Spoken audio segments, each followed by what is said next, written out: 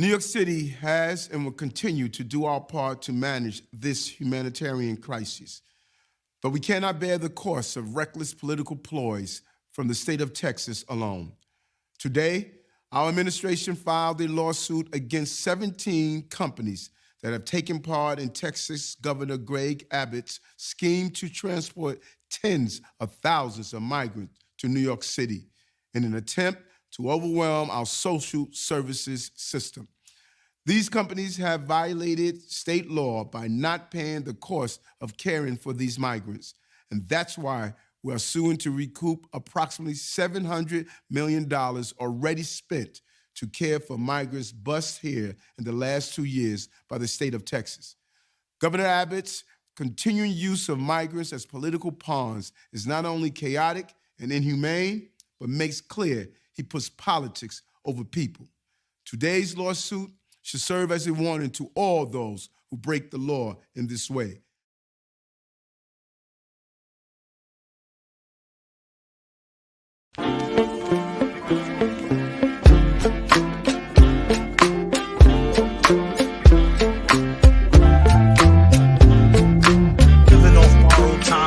Tick faster, that'll be the hour they knock the slick blaster. Dick dastardly, a monthly with sick laughter. A gunfight and they come to cut the mix master. And living the true gods, giving y'all nothing but the lick like two broads. Got more lyrics than the church got ooh lords. And they hold the mic at your attention like two swords. Or you the one with two blades on it. Hey you, don't touch the mic like it's AIDS on it. All right. Welcome. Once again to the beatzillapdx official show. I am your host, beatzillapdx official. This is the weekly wrap up. As you can see, this is not live, so we won't be able to holler at the family in the chat on this particular broadcast. But thank you for being here. And family, while you are here, please go ahead and like and share this broadcast if you would. And for all of my members, thank you. For all the supporters of this channel, thank you. And for all of the contributors and people who donate and financially, shout out and salute to you.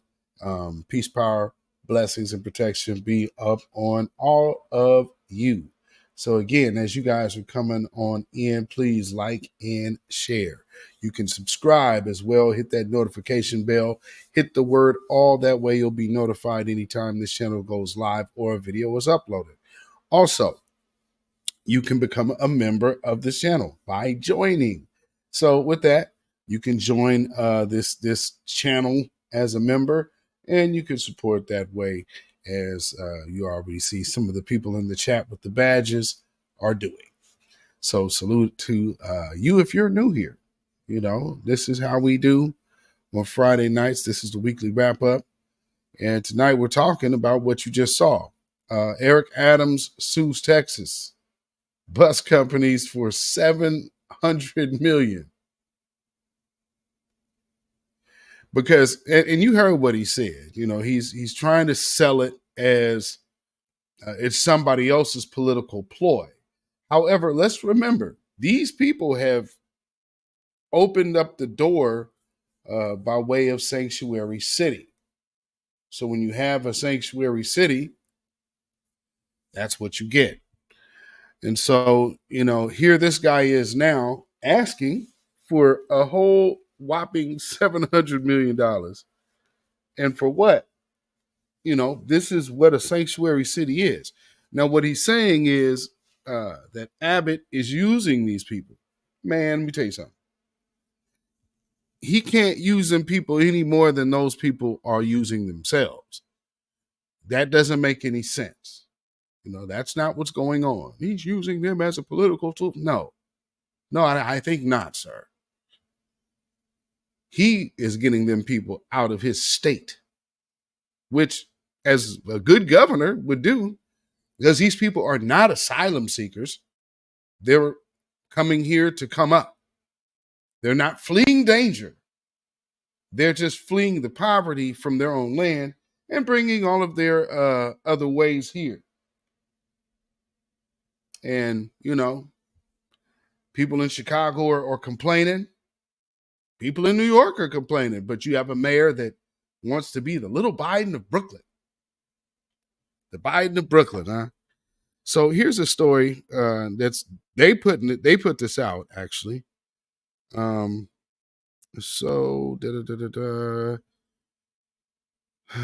see. To say Mayor Eric Adams, as you just saw, announced a suit against Texas charter bus companies seeking $708 million to cover costs of caring for migrants transported to New York City.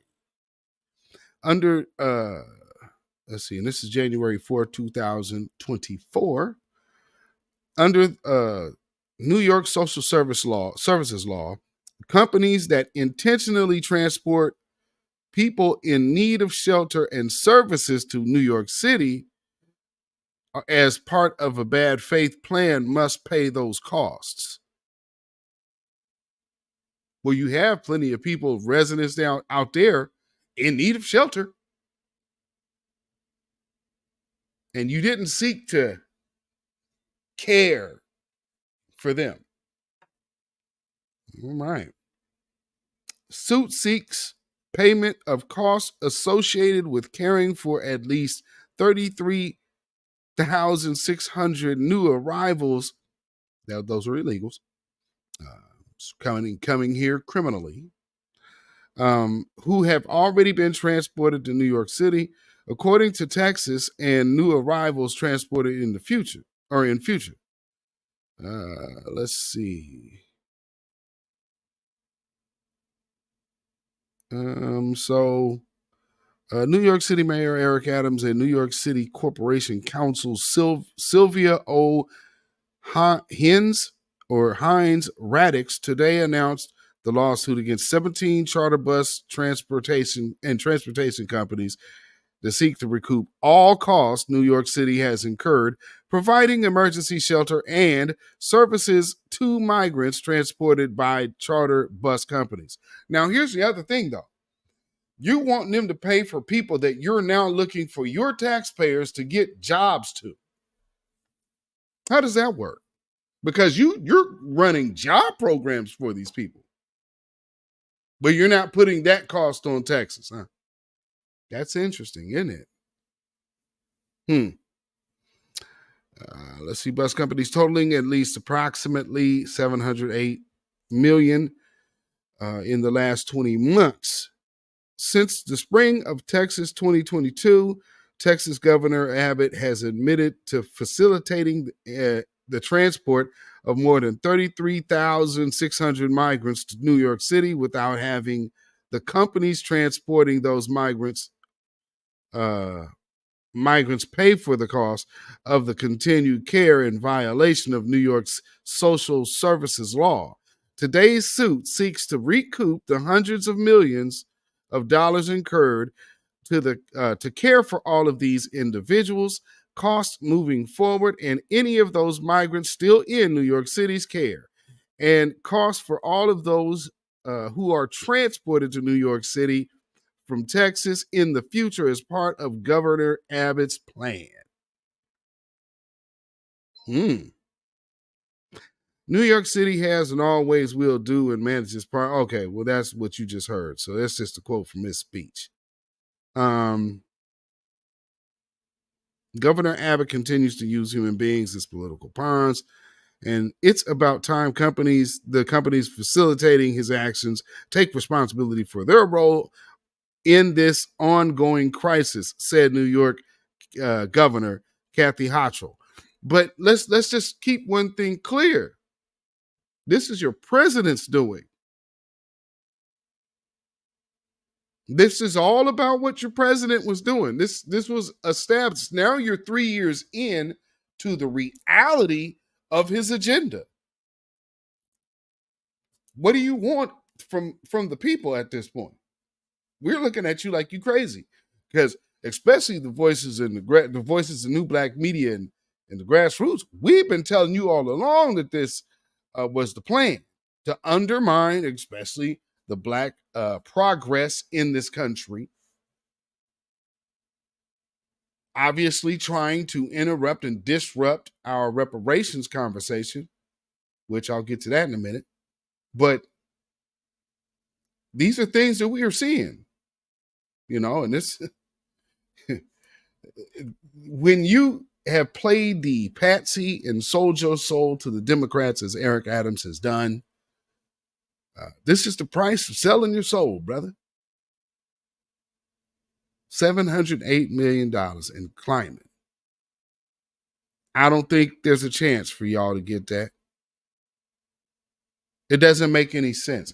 And then Governor Abbott, he put out this post. So this is his statement. It says Austin, let's see. Governor Greg Abbott today issued a statement following New York City Mayor Eric Adams announcing a lawsuit against the bus companies participating in the Texas Migrant Transportation Mission. This lawsuit is baseless and deserves to be sanctioned. It's clear that Mayor Adams knows nothing about the Commerce Clause of the United States Constitution or about the constitutional right to travel that has been recognized by the U.S. Supreme Court. Every migrant bus or flown to New York City did so voluntarily after having been authorized by the Biden administration to remain in the United States. As such, they have constitutional authority to travel across the country that Mayor Adams is interfering with. If the mayor persists in this lawsuit, he may be held legally. Let me get there. It's on my ticker. Hold on now. I need to see what this last line is here. Let me get that out of there. Okay. He may be held legally accountable for his violations. I ain't mad at that neither. But that is funny. And he also, speaking of violations with Eric Adams. Oh, boy. Yeah. Remember that whole thing about him taking money from the Turks? Yeah. Yeah, there's that. So, just kind of put that in perspective for you. But, that's the dilemma of Eric Adams right now. And again, like I said, it's the price of selling your soul. Now you're out there to dry and you're trying to still ride for your team, still ride for the party. Man, the MAGA extremists, I guess, would be the next line. But here's the point. We're foundational Black Americans. We said, hey, we're citizens. We know that this is a bad move and it negatively impacts us. Oh, well, you guys, no. We don't hate immigrants. We just believe they need to get it popping where they're from. Because everybody here, when you're coming to America, you are willfully coming to a place to where slaves built it off of free labor. And in the midst of all of this, so you're coming, think of how many people are trying to tie themselves to reparations right now. And, this is why I believe, and this is, again, this is not going to be a long broadcast at all, but so I want to get right to it with the whole African thing. And people, if you're noticing, there's so many people that are really crashing out right now. The Pan-Africanists are having a huge time and huge issue with our delineation from and that's saying, we are, everybody on the planet can say, okay, well, from the entire continent of Africa, and I mean the entire continent, not just what you know now. I'm talking about all the way on up through Israel. All that whole Gaza Strip. That's one piece of land. So all of that really, if you're saying, oh yeah, civilization, okay. Well, you can call it that. It wasn't called that then. But nonetheless, then everybody on the planet's origins would go and come from there. Got it. For some reason, when everybody else makes claim to their lineage or nation, which is all after what was going on that landmass originally, there's nothing said to them about, well, hey, you're African, right? You're African, you're African, you're African, you're African, you're African, you're African, you're African. Nobody's doing that to the Chinese folks. Nobody's doing that to Scandinavian folks. Nobody's running over to the Germans to go tell them how African they are. But when we over here in America say we are not African, we have more tied to this land that we are on right now. We are so far removed from Africa, it's not funny. And people should be able to look at things like this. This is a quote from Dr. Martin Luther King, and I've showed it to you before. We know nothing about Africa, although our roots are there in terms of our forebears. But I mean, as far as the average Negro today, he knows nothing about Africa. And I think he's got to face the fact that he is an American. His culture is basically American. And one becomes adjusted to this when he realizes what he is. And what he just told you he was, an American. Everybody has forebearers in Africa.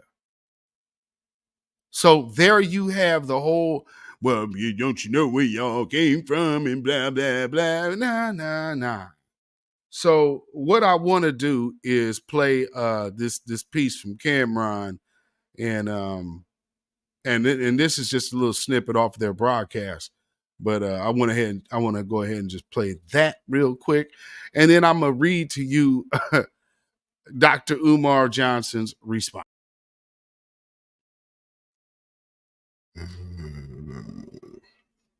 Oh wait, get that off the screen first. All right. There we go. Hey, I'm looking at my license. It doesn't have color on it though. It doesn't. Because your face is the color now. What year did you get licensed? I don't know. Different states have different stuff. Year? We don't even gotta go into the license. When you go fill out a test when you're in school and they ask you this, that, and the third, this, that. I'm gonna be honest with you, totally honest with you. And I know we gotta get back to our topics. We already a few minutes in. I'd rather feel in black than African American. Because Africans don't even fuck with us. Wow. Because they don't. And Americans do? Well, you're American, Mace. You're born in America. When you go to the Olympics, and when I say African American, you go over there, they call us Yankees and all that. They fuck with us, but we're not from the motherland. We're from America. So I'd rather say I'm a black American. When we go to the Olympics, I as a country, totally agree. And somebody black is fighting from the United States, you don't say African American. You say American. You don't even put a color on it. It's American. That's a fact. That is most definitely a fact. Yeah. American fighter fighting a European fighter, or China or Japanese or anything. You're known in the Olympics as an American. It doesn't matter what color you are. You're an American fighting against somebody from Cameroon or Senegal, whatever. Right. The point being is they don't categorize it when it's world competition, but when it's other shit, it needs to be categorized. So I consider myself a black American. I don't consider myself African American, and shout out to all my niggas in Africa. Much love. But y'all don't consider us real Africans. Y'all don't. That's that.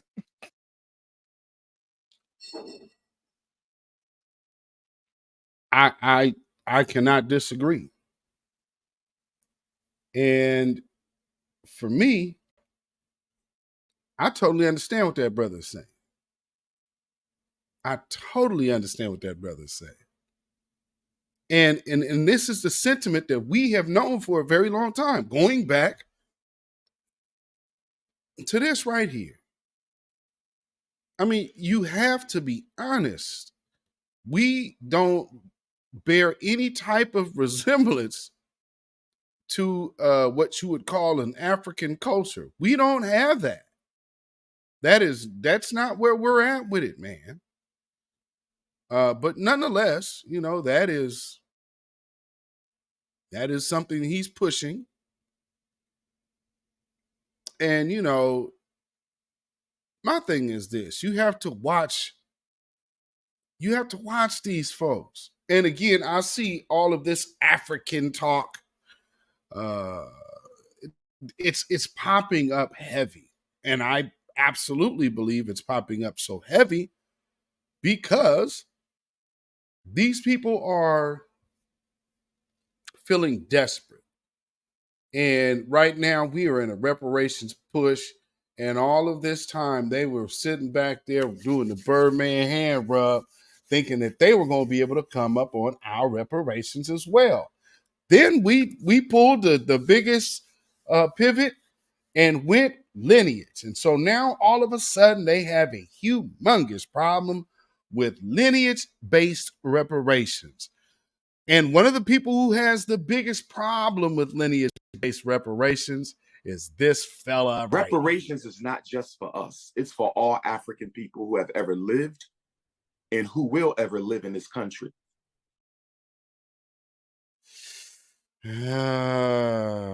Strongly disagree with that, my brother, but nonetheless. So let's look at a couple of his responses to Brother Camron. Lord. Okay, you know what? I could do this. Or this. Oh, I guess not. All right. Anyway. Let me get this banner also make sure I can see the whole screen. So I want to see, I think this one was first. Okay. So I'll start with this one. My dear brother Camron, I must respectfully disagree with your logic. America isn't even 250 years old. To say you're not African is synonymous with saying your people have no history beyond July 4th, 1776 or August 20th, 1619. Now, let me pause right there. No. And think of these countries that he's talking about. You're talking about places where, like that joke, that's a truth. A lot of people's birthdays is January 1st. So you got to keep it a buck. And a lot of these African nations are much younger than America. So what are you talking about? And there's another part I want to kind of hit on too, but we'll see if I got time to get there. Nonetheless, let me read on. Do you not find it odd that we are the only people in the United States who routinely and publicly renounce the land of our origin? Not only do Chinese, Indians, Arabs, Latinos, etc. identify with their ancestral homeland, but they also contribute financially to their mother country's empowerment. Well, no. By all intents and purposes, what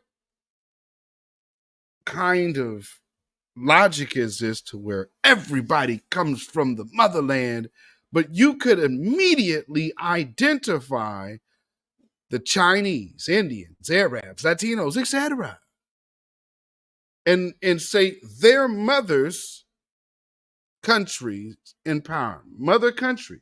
Well, isn't their mother continent Africa? Okay. But see, it's the same thing is not applied. There's only one group right now who is built worldwide capitalism as you know it to be today. And that is us. So what he is doing is trying to keep us linked to something that has nothing to do with our actual doings. And that is attributed to the ancestors on this land who we can't say have ties, because there's another group of people that it's always so interesting to me that they jump over a whole 1,000 years in Europe to talk about Africa. People barely talk about Mansa Musa, to keep it a buck. But they really don't talk about the Byzantine era or the Muslim Moors that was ruling Europe for, the Byzantine went 1,000 and the Muslim Moors, they went for over 700. I think 770 years, I think. Don't quote me. I know it's around that area. But that's what I'm saying. So he never talks about those people. It always goes back to Africa, which of course it couldn't have been named that. So our motherland, if you're what you're saying, our motherland doesn't even have our mother's name. Put that in perspective. You mentioned the Olympics. Are you aware that many American citizens regularly represent their ancestral homelands? Now, let me stop again. Ancestral homelands for everybody would be Africa. Why, once again, I ask, are we the only group singled out to maintain some kind of tie to Africa when our ancestors' blood, bones, bodies are buried in this soil here? We couldn't tell you where the bodies of our ancestors on the continent of Africa are, if there are any. And if there are some, how old are those bones? Now, people say, take a DNA test and do all of that. Y'all know that's BS, right? That there was something along with that DNA that y'all all gave. If y'all have done them, you have gave a patent to the Church of the Latter-day Saints. That's who gets and owns all your DNA. Not only that, though, they own the patent to you. So when they start cloning human beings, they have a patent to clone you. But they told you it was something helpful, which really doesn't make any sense. If you have ancient people in Africa and then you have people wiped out by another tribe, whose bones are you getting DNA from to tell you from what people you're from over there? They're not digging people up. They're not telling you that. So where does this DNA database come from that they're tying you to ancestral homeland? How? Anyway, getting back to the reading. So yeah, ancestral homelands in the sporting contest between the nations.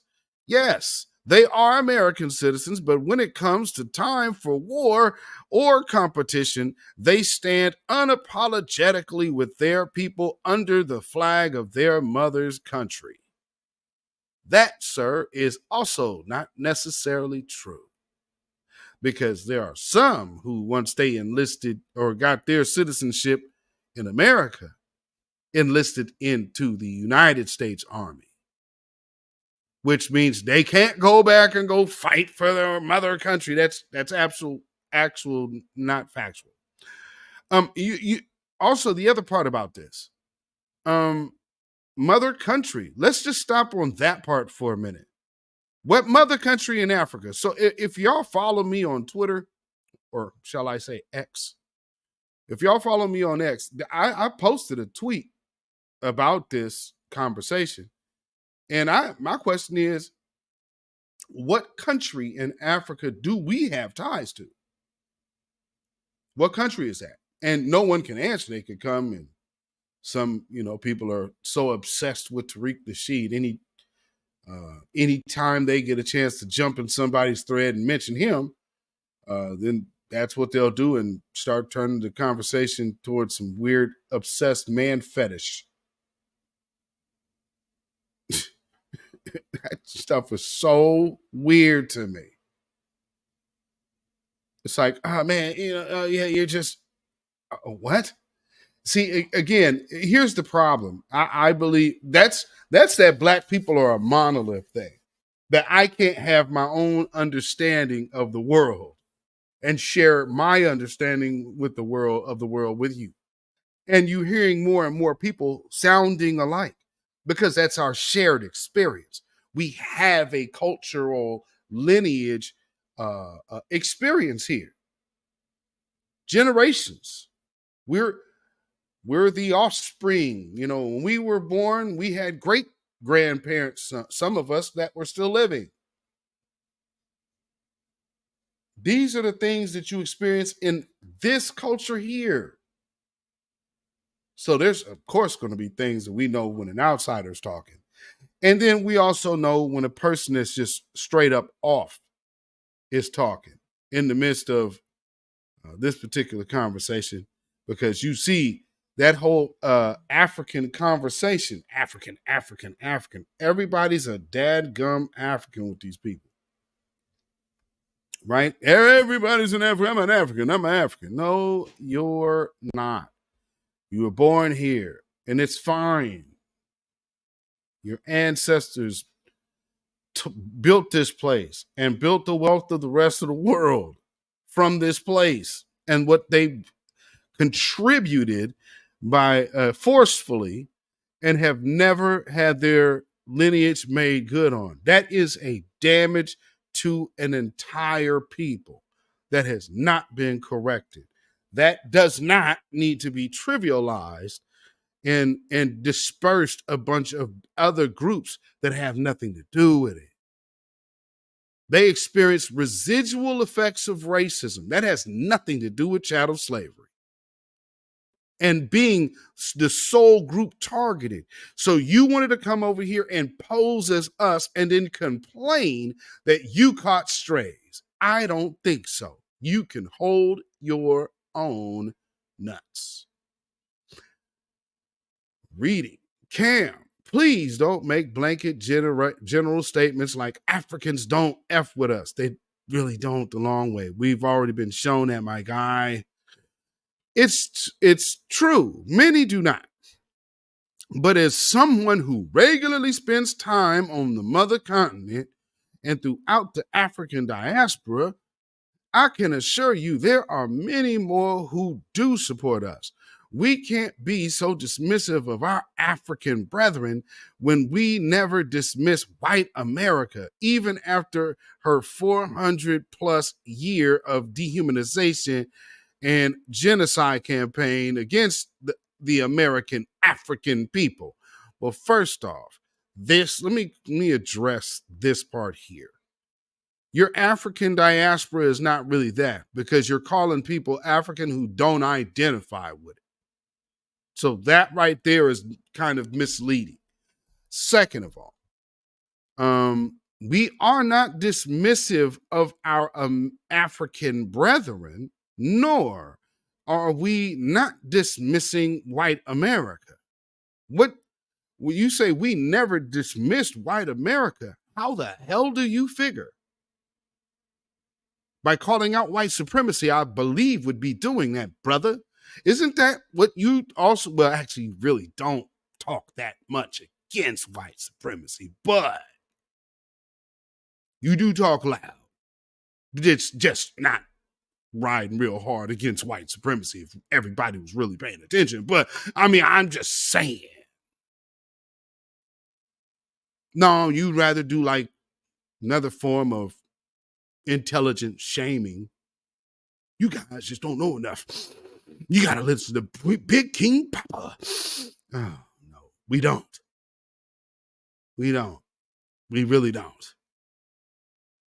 Campaign against foundational Black American people. There's no African there, dude.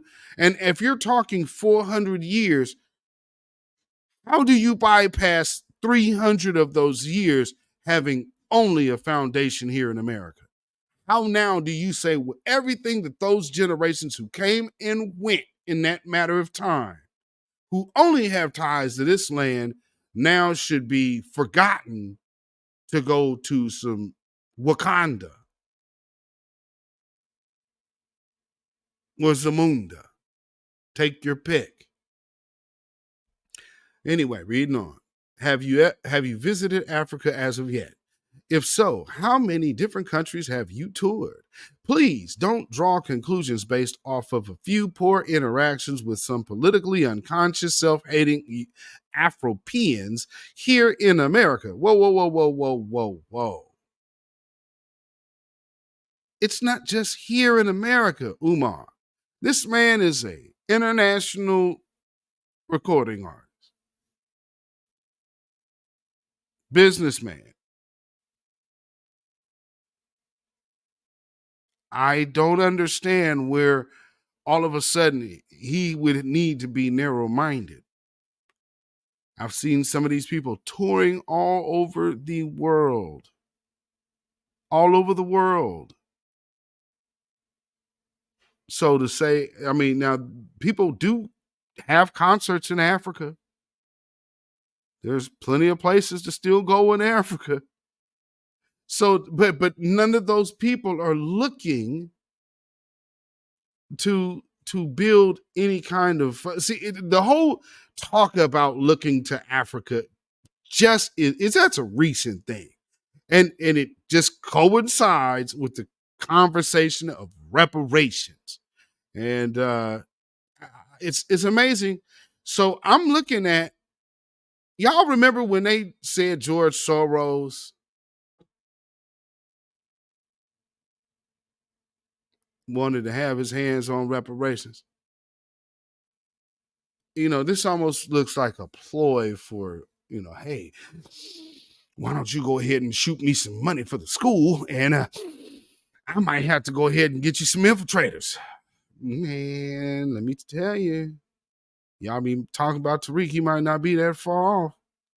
Anyway, please don't drunk. Okay. And it necessarily wouldn't have to be here in America, man. Yeah, like I said. Remember, America doesn't allow the Pan-Africanist minded brothers and sisters from the African diaspora to enter this country.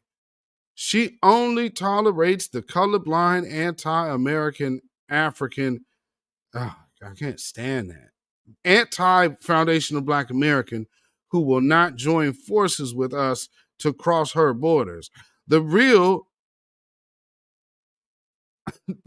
African revolutionaries are in Africa. They haven't been in Harlem since the days of the most honorable Marcus Mosiah Garvey. Marcus Mosiah Garvey is Jamaican, not African.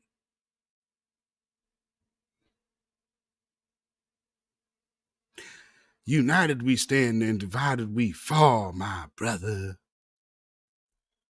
Oh, Lord.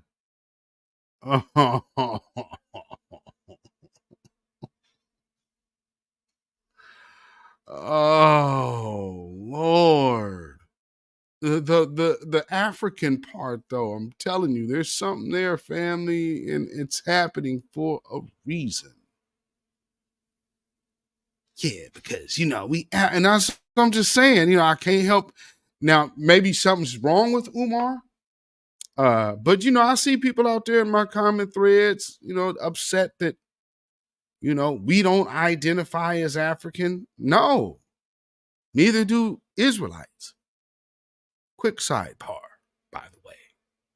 There was a person that posted a tweet earlier this week. Started off the week with good, solid nonsense. Asked a question about Israelites. Said, if you Israelites believe America is Babylon, why haven't you went back to Israel?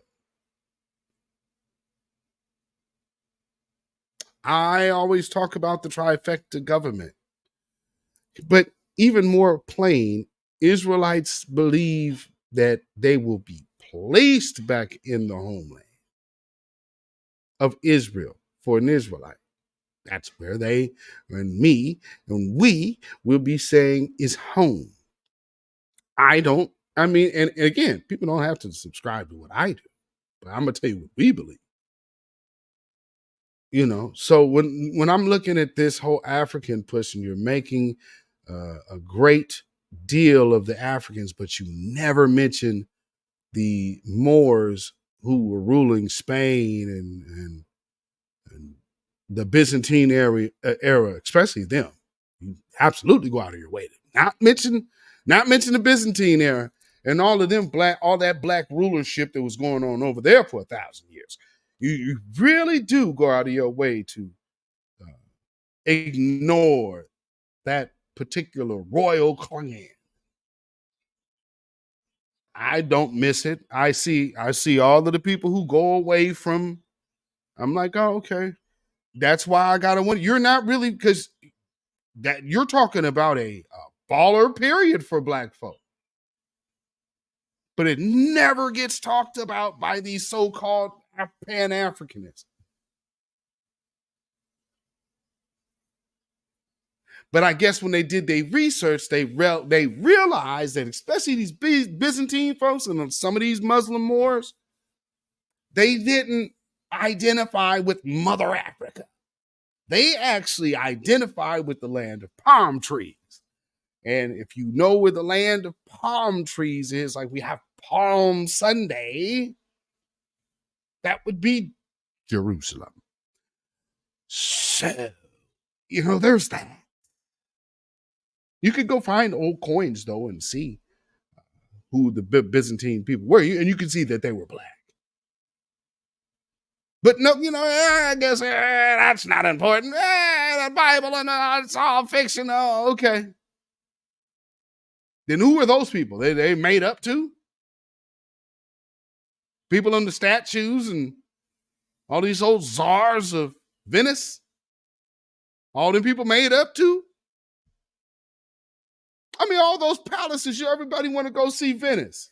Now they trying to cut the tourism down there too. Talking about it's a sinking city. Their last czar, like I always say, their last czar looks like my musical partner. Just darker. I mean, come on, man.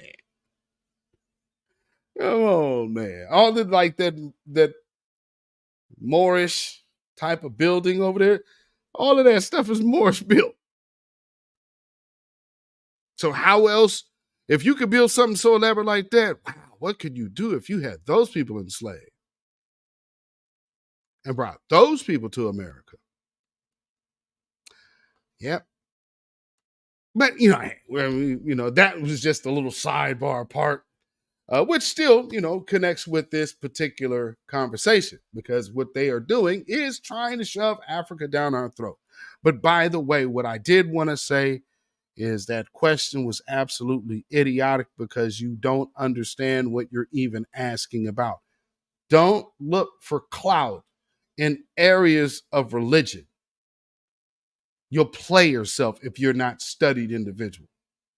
And to most, you'll just look stupid. And that's pretty much how I felt when I read it. I'm like, oh, well, nobody's going to engage you on this because the question doesn't make sense to begin with. And seeing how you're framing the question tells me you have no point of reference in this conversation to begin with. So you're asking a question just for clout. And in a religious matter or a spiritual matter, why would anybody waste their time with you? I'm just saying. But moving right along, here's the thing, though. It's not just Umar. There's other people that need to get in on that. And this is something else that we're talking about. And everybody's looking. See, when we're delineating, everybody else is like, hey, wait a minute. Whoa.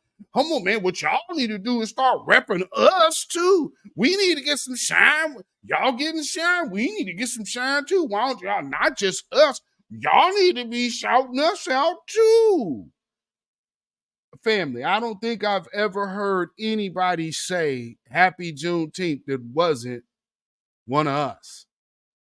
And up until recently, you were probably at a Juneteenth event in your local area. Because we've had ours as long as, because the other mother of Juneteenth, which I've shown it here on my own, on this broadcast. Clara Peoples, who is not Opal Lee, is really realistically considered the mother of Juneteenth, especially up here. But she's from the South. So for people who don't understand, but you know, it is what it is. Rest in peace, Clara Peoples. Shout out to that beautiful soul. You know, Black history of this era. And, you know, I got a chance to be around these folks until some of these folks was in their over 100. Bill. You know what I'm saying? So I got to see and talk to these folks and get, you know, some good solid conversation, get some good understanding from these elderly folks before they checked out of here. And, you know, hearing pre-civil rights and, you know, stuff that was going on around before the Korean War and stuff like that. See, that's what you get when you come up in our culture. And other people don't understand it. That's why we always can pick out outsiders. Like, whose man is this? Just like we should be doing when we seeing anybody coming around us talking like this. Black people, we need to start a new trend. January 1st, tell your brothers and sisters happy Haitian Independence Day, because it's just not something that Haiti should be representing. This should be a black thing. If you are a Pan-Africanist, if you are for black people, you do not acknowledge the Haitian Revolution, there's something wrong. It was African people that successfully fought off European colonialism. After Christopher Columbus killed the natives, it was Africans that was brought to Hispaniola. We had to fight against the English, France, Germany. They hated that we were free. And not only were we free, we helped South America gain their independence as well. We are the first successful black country, the only around 1804. We opened our country for everyone to come in because we did not allow slavery. Respect what Haiti has done for the independence of black people. That's it. 1804, respect it. Happy Haitian Independence Day. That's all we should be representing.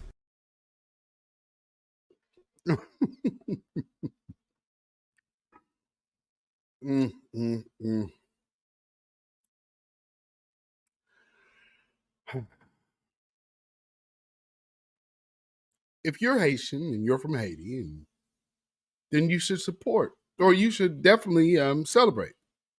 But let's keep it 1,000.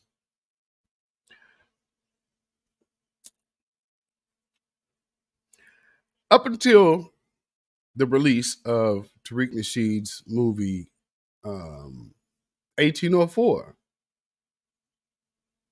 The Hidden History of the Haitian Revolution,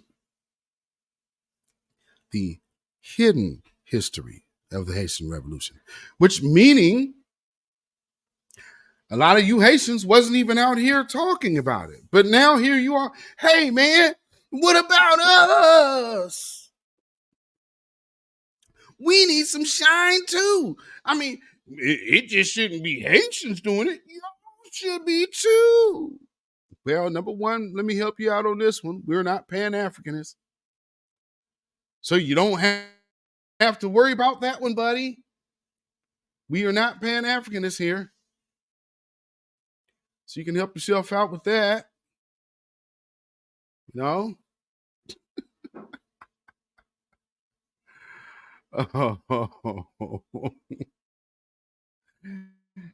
Okay, I thought I had this in here. Wait a minute, there's another one I need to show y'all. Oh, yeah, let me get this in here. 1 second. Oh. Okay. Yeah, this is where we got to go. This is where we're going right here. Bear with me, family. All right. You get this in here.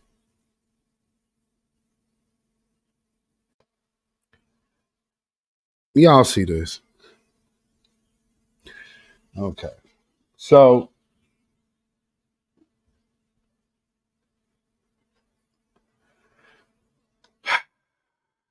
we are hearing Africa.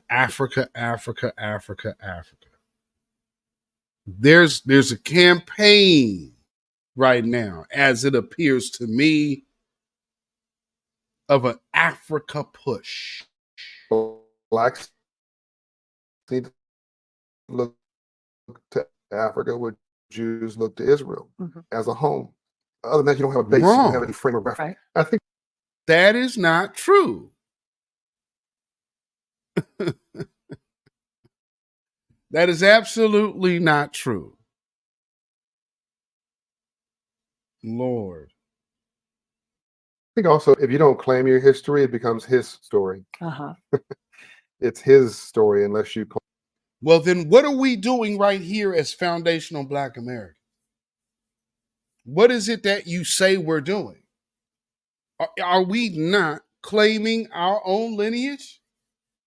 I mean, that's exactly what you're doing when you're delineating and saying, this is our identifier. We are a lineage. So again, what we identify as is what you shall refer to us as. But you can already see that our lineage exists because our lineage built a place that did not exist, called America now, and built its biggest attribute to the world, capitalism, which everybody else will live, fight, cheat, steal, and die for, most definitely will kill for, will sell their souls for.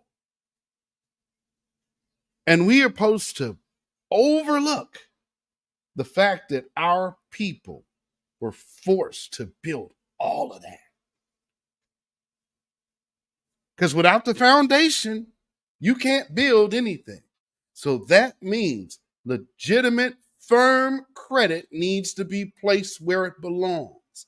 And that is on a group, on a lineage, on a nation of people who built a nation for people to be disrespectful to that same said group. And too much of our history has become somebody else's story. Right. And then the rationalize is to tell rational lies. So people just make stuff up. Yeah. Those who are the victors write the history books. Right. And it's all too often we've not been the victor in an arrogant or cocky way. It's just that we just didn't claim our space, claim our place. Again, that's what's happening right now. And so what he's saying is, forego your claim here. Well, then I will ask the question that I keep asking all of these Africa-minded, bound people that are here in America. What country would we have affiliation or ties to? And you can't tell me with just a DNA check, because that stuff is absolute horse crap. It's came out now that they're telling you all that DNA to your ancient ancestral crap. Man, that's crap. You gave your DNA away to the Mormons, man. Now they'll be able to clone you and you can't do nothing about it. If you have they own a patent on your DNA. I really want to know, how far does that go? Because, y'all don't be checking the fine print. Like, what does that actually mean? For those of y'all who have done that, you might want to go read those little words, the little small fine print. Because as they say, the devil is in the details.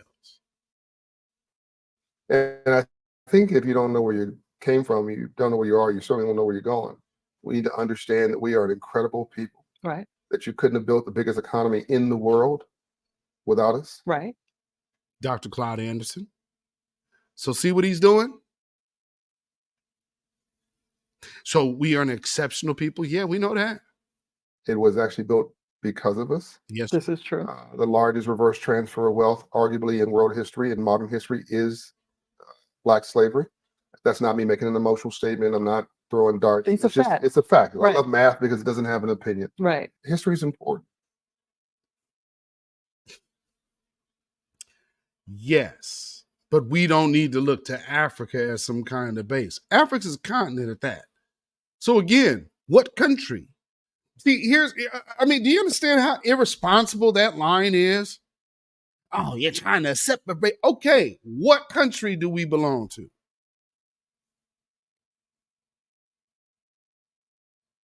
And notice how everybody clams up. Everybody got so much rah-rah to say, and then they'll try to pivot and change and gaslight. But to this day, no one has answered that question. And here, let me look at the camera. Pan-Africanist. All of you who subscribe to Pan-Africanism, all of you Black immigrants who subscribe to Pan-Africanism, and you do not prefer delineation as some of us have. We call ourselves foundational Black Americans. That's an identifier. My question to you Pan-Africanists, what country do we have a tie to, or what group of people would you say we share lineage with? And so when we're looking at going home to Africa, where's the destination of a country in a continent? That would be a little more helpful, because Africa itself is not a country. So we need to know, when everybody else represents their mother country, what country would we say we could claim? That is my question. Now let's see if I get an answer on that one. Seriously doubt it. Don't y'all? So let me see. There is, yes, there's a few more things I need to play. Let's see here. Okay. And I need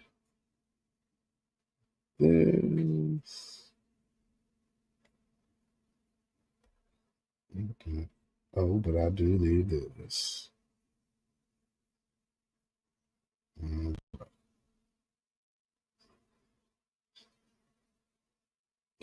Okay. Hopefully I got this in here now. Now you've seen the one person. There it is. Talking about Haiti's independence, which, salute to Haiti and salute to the writers that got them folks up out of the paint. And, but you ended up, and that's the part that this guy leaves out, is that Haiti ended up paying the French for their freedom. So, there's that. But let's just also, with this whole line of, oh man, let's not blanket statement, brother.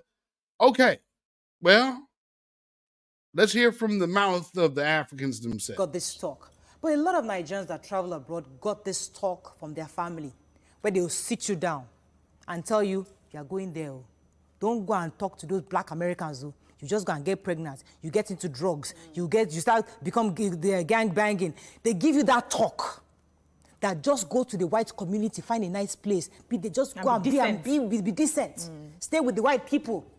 They give you that talk. So when you enter America, you already have a perception of African Americans. You judge them. And of course, they can see that judgment in your behavior towards them. And they see how you are almost like, yes, master, to the Oyinbos. They see, they're not blind.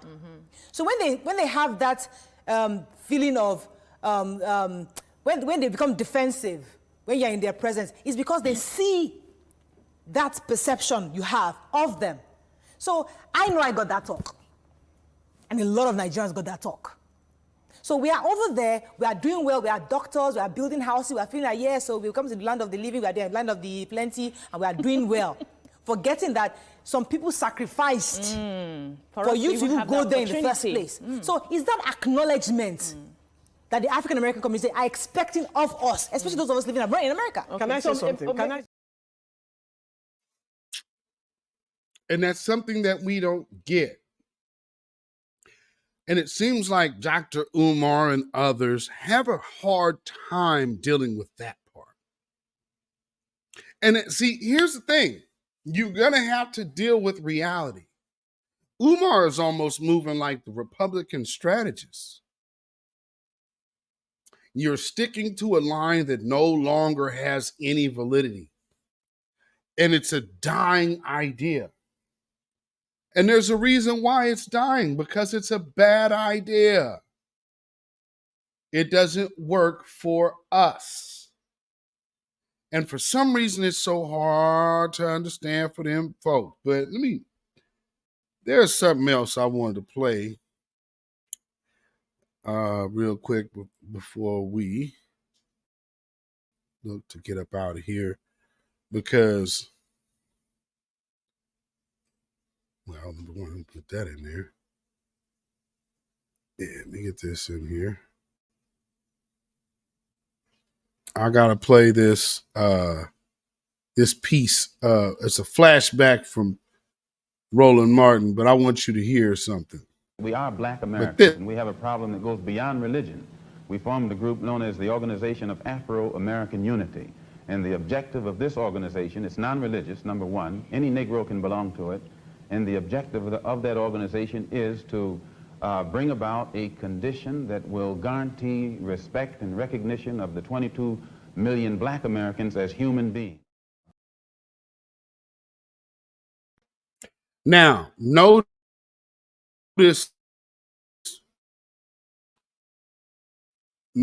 that right here is telling you that is not a Pan-Africanist.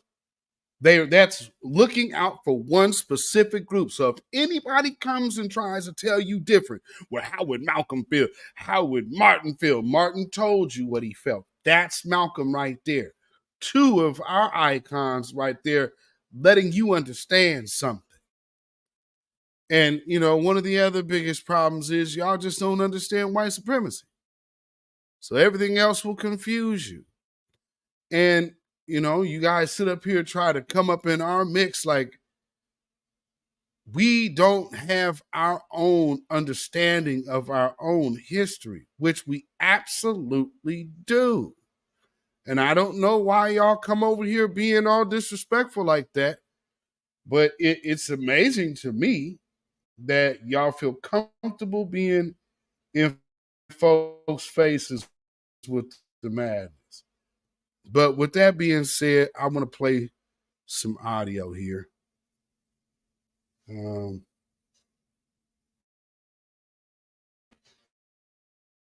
me get Each week, we take a topic, an author, a conversation, a theme, and do a little bit of a deeper dive to help the community stay informed. This week, we have decided to focus on a topic that is making headlines all over the world and has gained renewed interest here in the United States, the topic of reparations. We know that the first recorded case of reparations for slavery in the United States in terms of a legal petition was the former slave Belinda Royal, enslaved African in 1973 in the form of a pension. 1783. Not possible for her to have been a slave. And the reparations fight, which began on the shores of Africa, persists to this day. Reparations fight, which started on the shores of Africa? No. reparations for chattel slavery in America.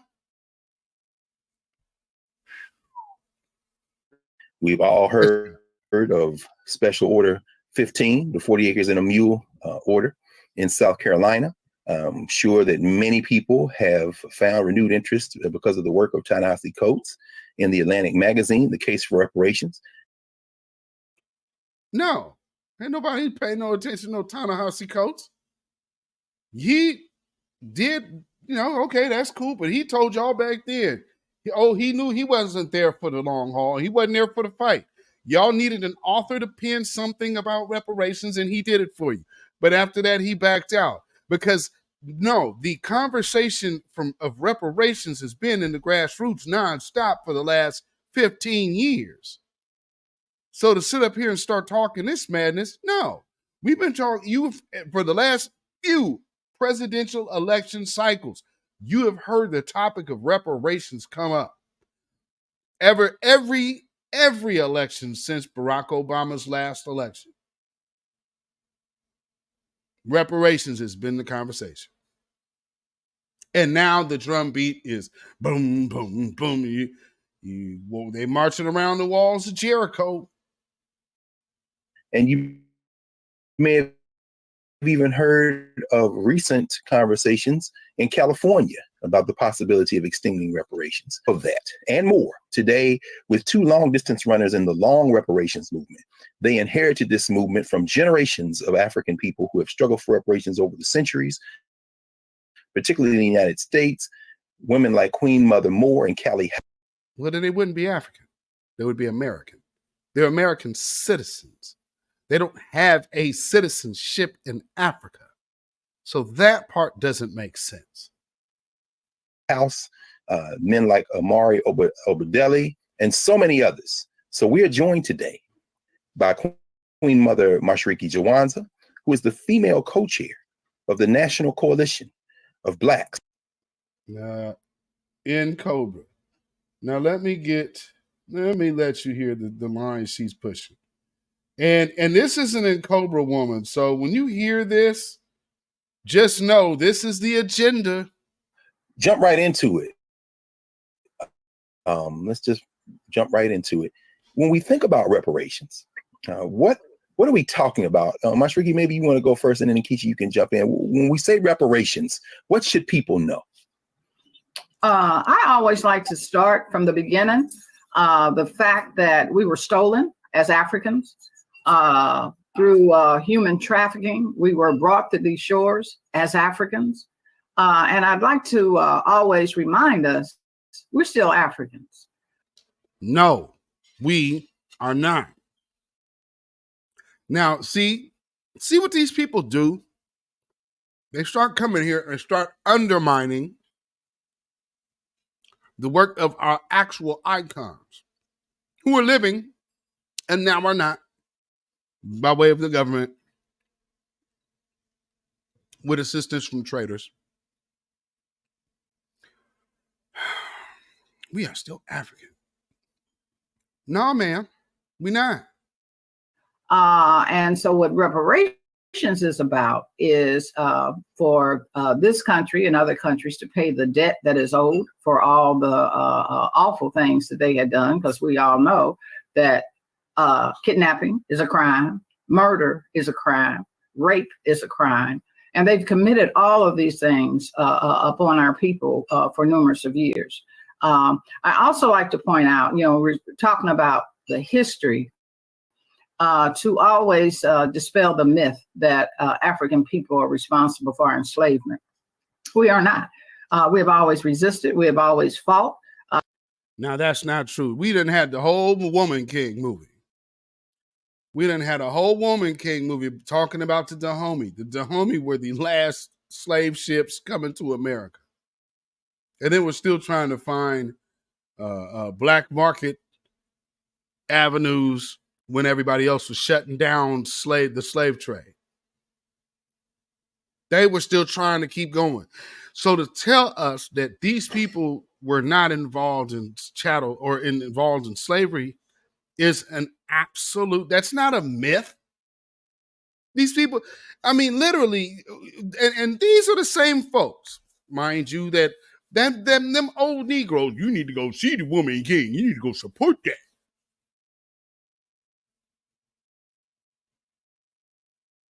No, we ain't going to support that woman king. Them folks ain't got nothing to do with us except for us reparations. So the whole notion of no, not Africa. See, she is not about the agenda of the people here. And she's over there. She's inherited the fight. No, she's inherited the role of an infiltration agent. That's all she's here for. She ain't here to help.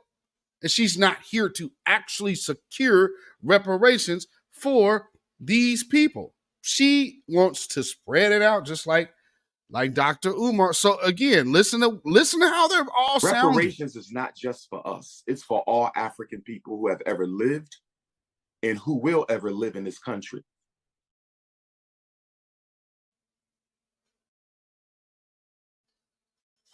You have to go to Africa and talk to our people there who talk about the ancestors that died on those shores defending us and trying to keep us. Were there collaborators? Of course there were. We still have them today. You know, there's always collaborators, but the majority of our people fought to keep us. But here we are today.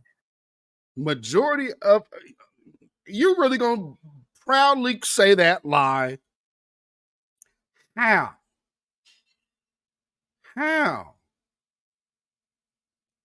I mean,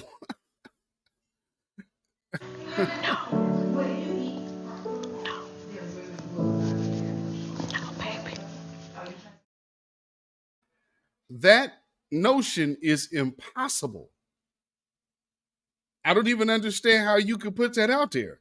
What do you mean? No, nobody came to our rescue, ma'am. Oh, they fought for us. Our family fought for us. The people that are over there, they don't have that relation. They are like, okay. Now, granted, there might be some who escaped, but that is not no large number. Here's the whole point. Why is it all about us accepting someone else that's not even on our radar? Nobody's hollering at foundational Black Americans. All of a sudden, oh, y'all talking about reparations? Man, where we all need to get together. You know, you need to come back to Mother Africa and invest. With the theme of reparations still in the air, because of the government here has never owned up to its crimes. And we are saying that you have committed a crime against the people, and we're not going to stop with our demands that we are paid for our labor. That's what Oh, yes. Okay. And so this pretty much goes on for like an hour, and all they do is spend all of their time talking about all of the people. They it's just a love fest. The conversation is supposed to be about reparations. They really don't get to reparations. They spend majority of their time hating. Well, no, let me not say that. They spend the majority of their time talking about the different things they're part of and the organizations and all the goodness of these organizations. Let's hear a little more. Either of you seen and experienced as the strengthening of local reparations demands in terms of a U.S. demand by connecting it to these international reparations movements? Well, the international connection is extremely important because, as I said, they kidnapped us as Africans. They scattered us all over the world. More Africans in Brazil, outside of Africa, than any other place. This is a conversation about reparations, and now she brings up Brazil. Now she's bringing up Latinos. What did Malcolm X say about that? I would not limit our employment demands to Negroes.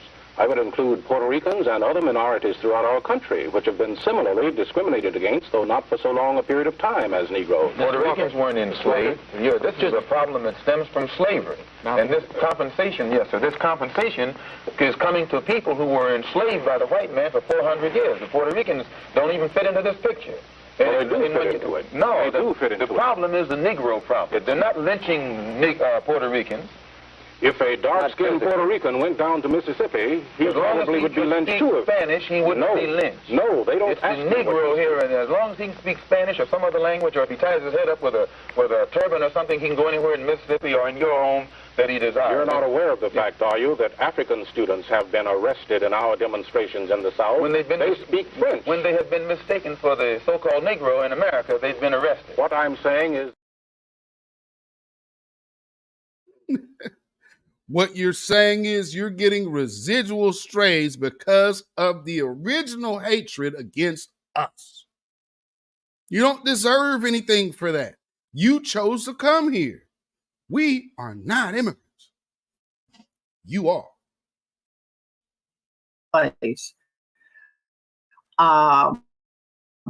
And as a result of that, you know, we are bound by our oppression. No, the hell we are not.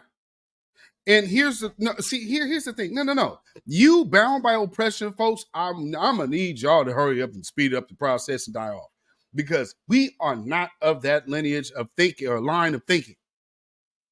That's insane. No, we're not bound by oppression. We are bound by the struggle. And if you're struggling, you're actively fighting against the oppression. You're trying to say, let's link into everyone else who is oppressed, but not fighting. That's that push. That's the message. Link up to every, so y'all are the fighters, fight for everyone. Let all of the fighting be done by the Black Americans.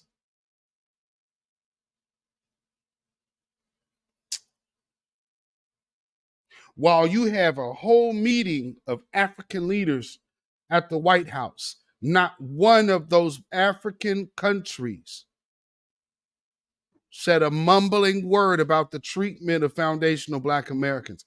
Matter of fact, they got pledged $55 billion by Joe Biden. And he apologized to them for slavery, for the people taken from them.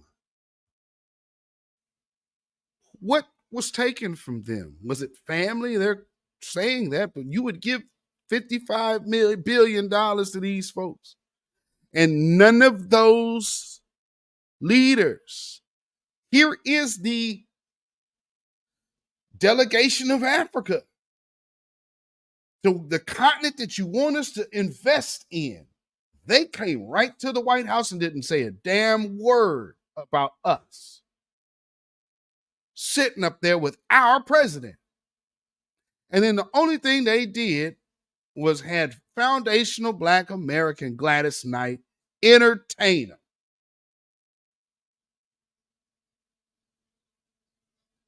There's some love for us in that. Where the love at? Please let me know. I'd love to see it. I don't know. Maybe I'm blind. Let's hear a little more.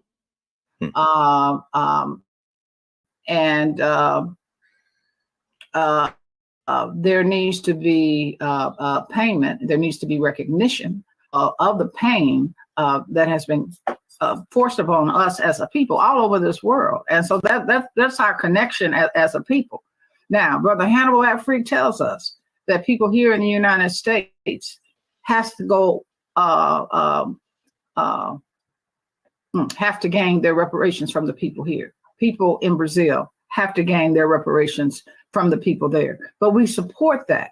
You know, we work very closely with the reparations movement in London, Sister Esther. Now, I'll stop right there. Now, that is the one point, because obviously somebody in their group had to take a pivot. And that's the truth of the matter. Now, if you understand Greg Carr totally against that, just like Umar. totally against it. But our greats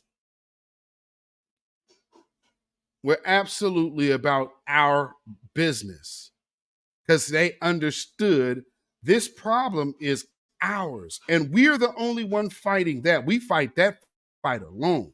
Everybody come over here and then start talking to us like you have once participated in the fight. No, you participated in nothing. All you did was move for yourself and your own benefit. They ain't got nothing to do with us. And you came up, you got over here, you came up, and that was it. You got yours on, and it was all good. And so with that being said, we can't do nothing with you, man. We can't help you. No, you should be looking to Africa. No, because truth of the matter is, too many of these, and it's right, brother, the ones they let over here, they have to be Afropeans. Well, that means there's Afropeans on the continent that you're claiming you want us to go to. That is idiotic. When you want a bunch, and those are colonized minds. No.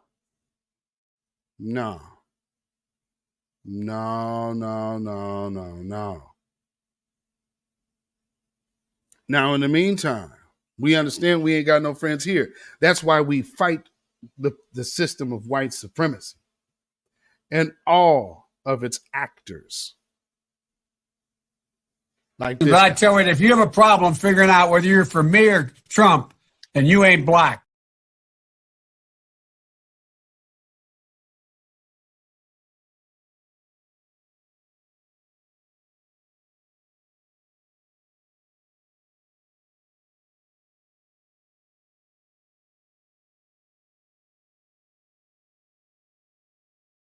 Let me put this, let me get something here for y'all. Now, kind of close to close out this broadcast here.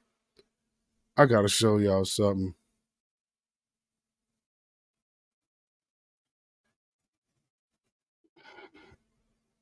You gotta see this. Okay. So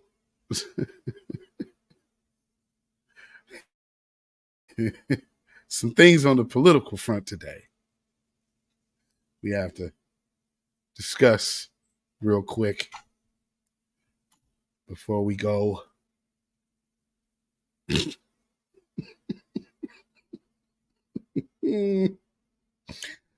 Oh, ladies and gentlemen, if you are new here,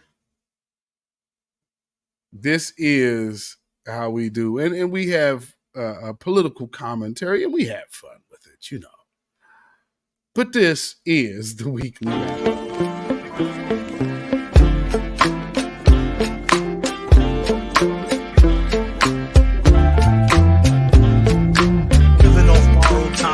Tick faster, that'll be the hour they knock the slick blaster. Dick dastardly, a monthly with sick laughter. A gunfight and they come to cut the mix master. And living the true gods, giving y'all nothing but the lick like two broads. Got more lyrics than the church got ooh lords. And they hold the mic at your attention like two swords.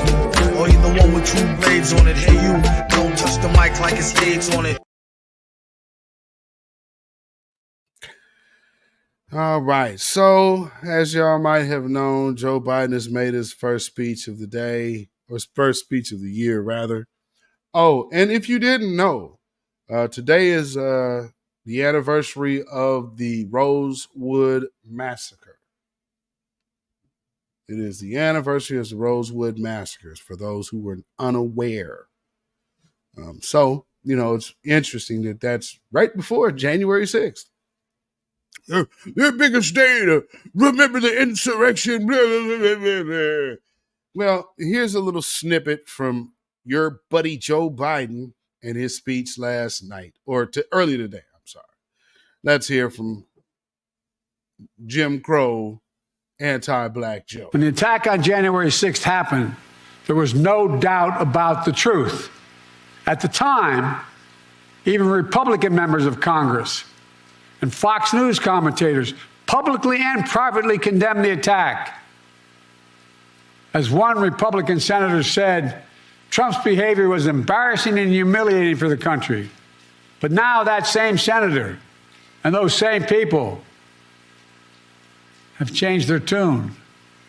As time has gone on, politics, fear, money, all have intervened. And now these MAGA voices who know the truth about Trump on January 6th have abandoned the truth and abandoned the democracy. They made their choice. Now the rest of us, Democrats, independents, mainstream Republicans, we have to make our choice. I know mine, and I believe I know America's. We'll defend the truth, not give in to the big lie.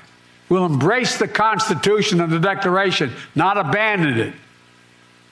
We'll honor the sacred cause of democracy, not walk away from it. Today, I make this sacred pledge to you: the defense, protection, and preservation of American democracy will remain, as it has been, the central cause of my presidency.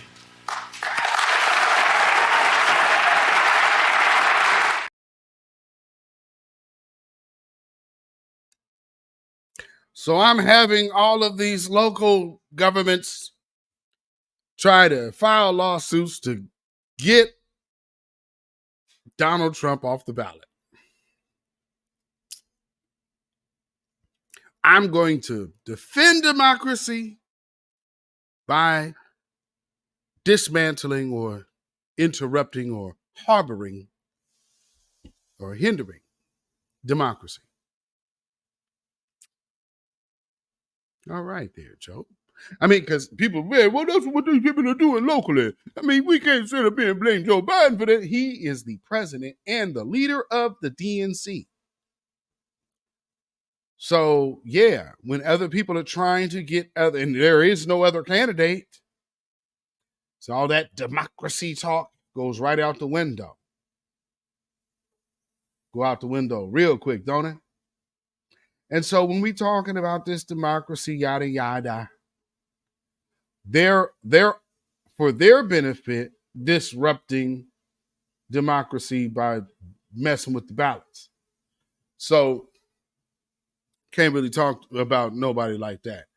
On the flip side of that, his vice president, his co-pilot in this disaster, which has been called an administration,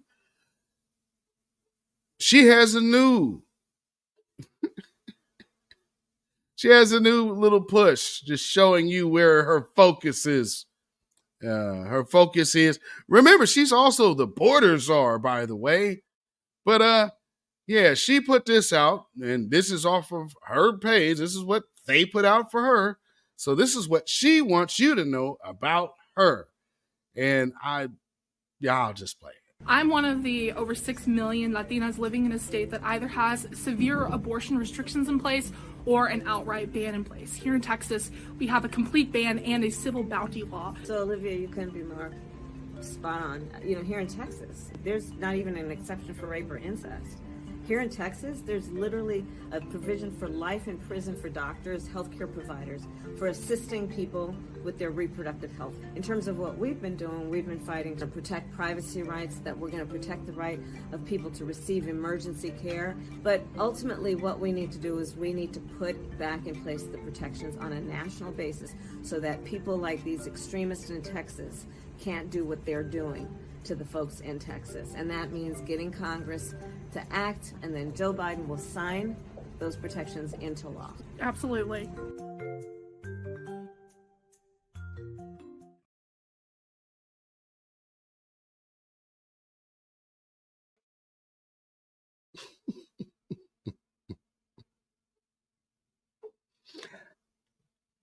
I don't even know if I'm giving any commentary.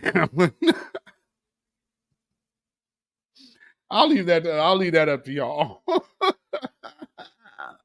The optics of it all, though. Okay. All right. All right. I just wondered what y'all was thinking when y'all was looking at that. If you're watching the replay, please put that in the comments.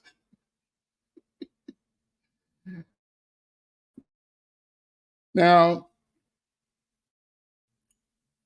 while talking about the Democrats, there's something. All right, so let me play this for you real quick. You can see here. We'll go to that. All right. Let's check this out. They're done with the Democrat Party in Chicago, want to flip the city red in 2024. They both join me now. Thanks for being here. Mark, start with you. Has Chicago reached that tipping point where people finally say, look, enough is enough. I'm switching from Democrat to Republican, something that city hasn't seen in decades, if not like centuries? Definitely. And that is because we see that the Democratic Party has decided to do away with us. And so we're fine with that. And so we're going to do away with them. And with that, we say to Donald Trump, come to Chicago and meet with us. This city not only has decided to do away with us, but they have come up with a plan called the Office of New Americans, which is attached to a bigger plan across the country. Right. So we say this to all of our people across the country. The bigger plan is Cities for Action. Cities for Action is where over 200 mayors and county executives have decided to take care of immigrants over Americans. That is insane. And see, understanding it, there's that part of it, and then there's all of these other corporations who are also getting broke off for however what satellite businesses can prosper off of this, shall I say. So, and all at the expense of actual citizens of this country. Insane. And so since they decided, since the blue has decided to do away with us, then we've decided to go red and do away with them. And so the organizing begins. Before we get to Kat, I want to focus on Trump because you just mentioned him. What about him? He does seem to have a newfound popularity within the Black community that you did not see in 2020. Why do you think that is? Well, it took a while for people to cozy up and warm up to Donald Trump. I heard his message the first time. I understood that the Democratic Party had done just that, done away with our community. And so I'm one of the ones who was already Team Trump a long time ago. I knew that. Now, let me step in there. We ain't advocating for Trump, not as a group. Now, I do understand if Trump is willing to go talk to the Black, you're going to have to be putting some tangibles on the table, of course. But if the deal is good, then the deal is good. But as far as actually get out here and be like, yeah, we need to ride for Trump. Oh, no, sir. No, sir. Republicans ain't rocking with you like that. And recently I seen other people. See, here's the thing. Fox News has to get on it real quick because now they're like, well, hey, Black folks is that first wave, there were Black folks for Trump and all of this. Now you're starting to see Black folks are eyeing independent. So that conversation's out there as well. So I won't put this all on Donald Trump.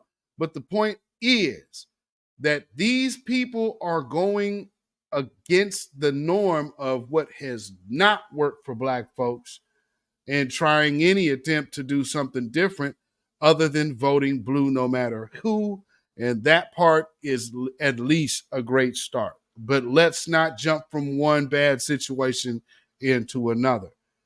Independence is where it's at. Let people come to the people to make that solid and solidified. If you want this vote, we have some tangibles that are going to have to be in place. So let's keep here's some more. Push that immigration plan to push these people back into their country, to close the border. And Joe Biden did the exact opposite as soon as he got in office. And so when you hear them speak of what Abbott is doing, we don't want to hear that conversation about Abbott without addressing what Joe Biden is doing. They couldn't make it to Texas in order to get to Chicago without the border being opened up. And that's a fact. Now, mind you, y'all remember Nikki Haley. Now, what this dude is saying is funny. I'm gonna hit Nikki Haley in a second. Oh, okay, I guess that's it. All right. So now, here's what Nikki Haley is over here trying to say with herself about these illegals. But let's keep in mind, these people that are wanting to come here, they want to come for a better life too. They have kids too. They have a heart too. So we don't need to be disrespectful. We don't need to talk about them as criminals. They're not. They're families that want a better life, and they're desperate to get here.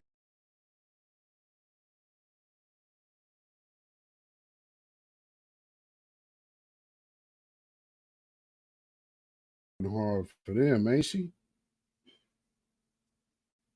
Now, it's funny. She could cape for illegals,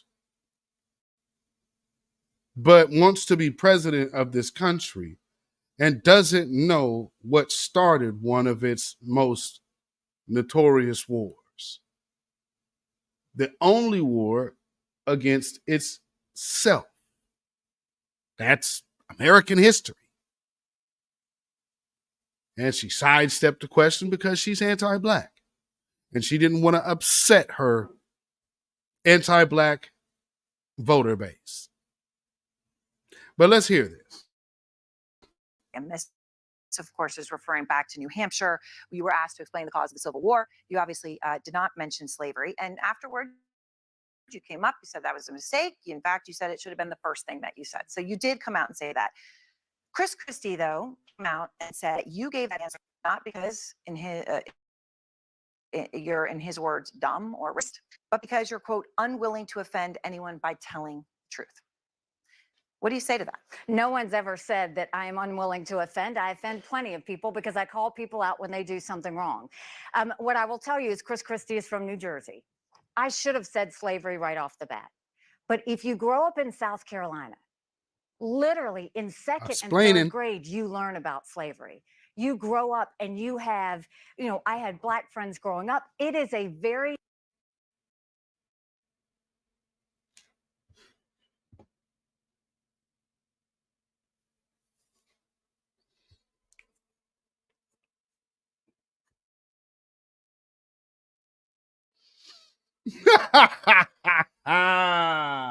Yeah, she did.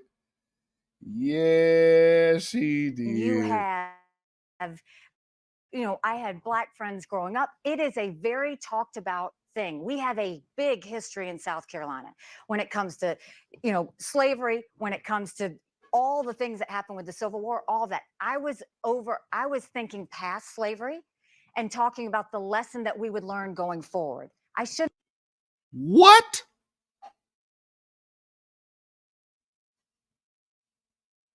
Think about the lesson going forward without addressing slavery. What about all of these people who have been harmed for almost 300 years? What about that? That's not important. Everybody talk about 1619, about 1536. That's a long time. You understand? It's a very long time. Farrakhan talked about the good ship Jesus.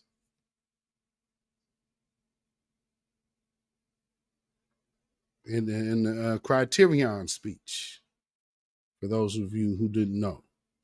So you have 1619, but you got a whole 60 years before that. Let's just, make sure we're getting our information right. Shouldn't have done that. I should have said slavery, but in my mind, that's a given that everybody associates the Civil War with slavery. So And this, of course, is referring back to New Hampshire. We were asked to. That makes no sense. Wait. Talked about thing. We have a big history in South Carolina when it comes to, slavery, when it comes to all the things that happened with the Civil War, all that. I was thinking past slavery and talking about the lesson that we would learn going forward. I shouldn't have done that. I should have. What was the lesson? But in my mind, that's a given that everybody associates the Civil War with slavery. Yeah. What exactly is the lesson then? Because you said, well, I was talking about, well, then what's the lesson? Because you didn't get to that point either. Talking about states' rights and all of that. What are you talking about? No.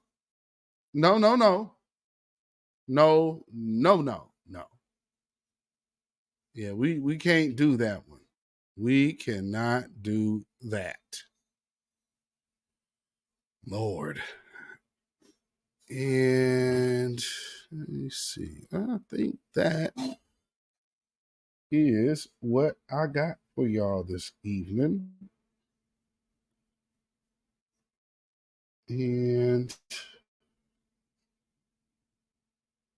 yes, it is. So, once again,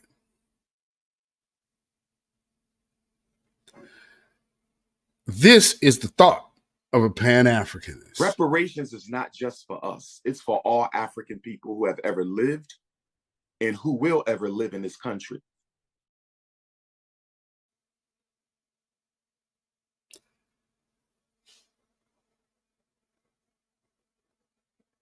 Babylon is fallen.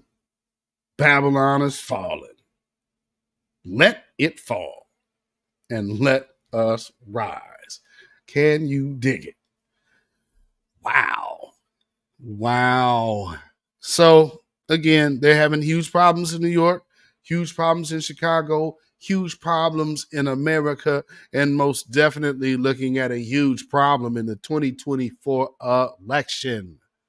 So, shout out to everybody who looked to fail by ignoring foundational Black Americans, because you won.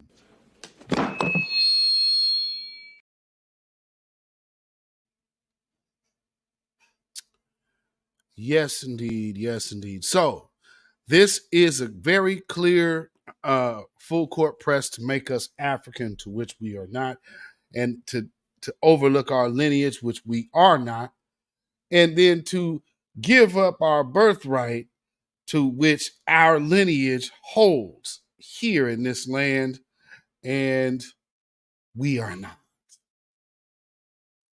But there might be some of you out there that feel that we should not get reparations, and feel that we need to stop complaining. We need to stop talking about reparations, or reparations isn't a check. Reparations in the form of this, in the form of hugs, in the form of this, that, and the other, and hope, and nothing tangible. Well, I speak for me. beatzillapdx official. beatzillapdx official show. Those of you in the chat, the grassroots, and the voices of new Black media, I'm pretty sure it's safe to say when I say that, hey man, if that is your sentiment and that's what you're on right now, well then we proudly dedicate this song to you. Get up off of that cocaine and get up off of that crack. Get yourself together and get your mind back. Hands off our reparations. You have no rights here. We're not under the empire. Family, you can follow me on Facebook, Instagram, and Twitter at beatzillapdx. You can email me at ourrealtruth@gmail.com. And if you feel so inclined to put some money in the bucket and support this channel, you can definitely do so right now. You can do it later. You can hit the super chat. You can hit the super thanks. And you can also hit CashApp, $beatzillapdx. That's Cash App, $beatzillapdx. Also, we have PayPal, which is Zilla Muzak at PayPal. That is ZILLAMUZAK at PayPal. And with that being said, family, it is time to go. Hopefully everybody has had a good New Year so far, and a good forecast for the rest of the year to be great. So hopefully everybody has a great weekend. Stay black, stay safe, stay vigilant, stay alive. Family, black first, black first, black first. Shalom, y'all, and have a good one. When you know who Satan is, yes, sir, you don't have to kill him. No. The stone of truth. Yes. See, that's what you throw. Yes, right. Allah says, had we wished to take a pastime from before, surely we would have done it. Nay, we cast truth at falsehood till we knock out its brains. Every one of you that knows the truth, stand up and tell it from the mountaintop. Black people can't take it no more. So wherever you are on the job, in the factory, I don't care where you are. If you know the truth, stand up on the truth and tell Satan, who the hell are you to try and pick my friends? Farrakhan is God's man, and you are from the enemy of God. So to hell with you. Stand up on it like a man.